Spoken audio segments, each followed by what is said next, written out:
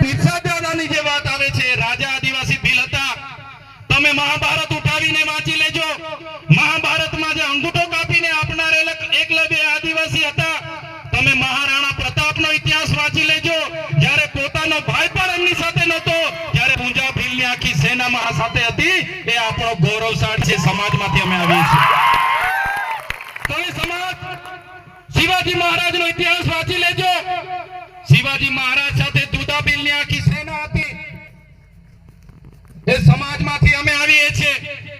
આઝાદીની લડતમાં ભગવાન બિરસા મુંડા હોય, ટાટિયા ભીલ હોય, ખાજિયા નાયક હોય કે ગુરુ ગોવિંદ ગીરી હોય, આઝાદીની લડતમાં પણ આદિવાસીઓ અમારા પૂર્વજોએ એટલું બધું યોગદાન આપ્યું છે. દેશના વિકાસમાં નર્મદા ડેમ હોય, ઉકાઈ ડેમ હોય, કરજણ ડેમ હોય કે કડાણા ડેમ હોય, આ વિસ્તારમાં જીઆઈડીસી હોય, હાઈવે હોય કે પ્રવાસન ધામ હોય, જ્યાં પણ જરૂરત પડી છે આદિવાસીઓ પોતાના ગામડા ખાલી કરીને આ દેશના વિકાસમાં સહયોગ આપ્યો છે.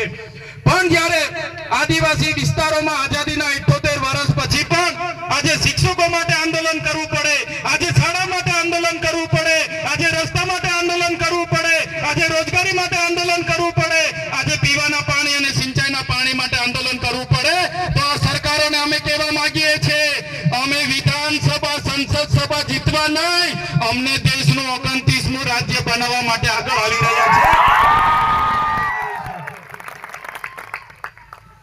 દેશનું 29મું રાજ્ય અમને આપી દો, અલગ ભીલ પ્રદેશ.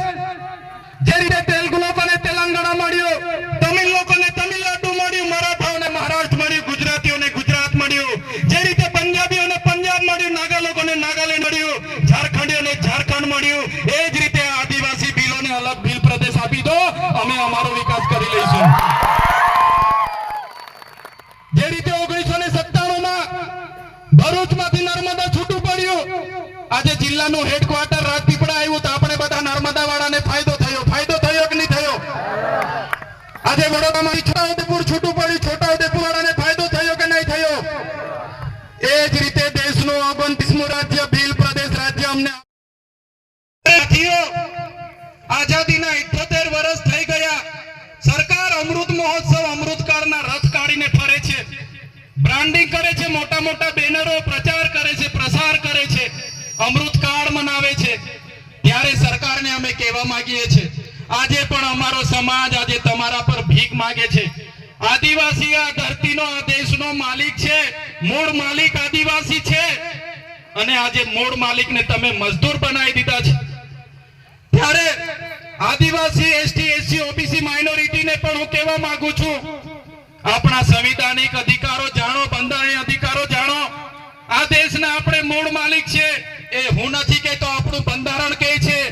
એ હું નથી કહેતો, બંધારણનો આર્ટિકલ 243 ક કહે છે કે આદિવાસી આ દેશનો મૂળ માલિક છે. સુપ્રીમ કોર્ટ કહે છે કે આદિવાસી આ દેશનો મૂળ માલિક છે. આજે આદિવાસીની હાલત તમે જોયો. મને દુઃખ સાથે કહેવું પડે છે, આજે અમારો મૂળ માલિકને મજૂર બનાવી દીધો છે. આજે કેવડિયામાં અમારા 2 ભાઈઓને મારી નાખવામાં આવે છે. આ અમારો મૂળ માલિક.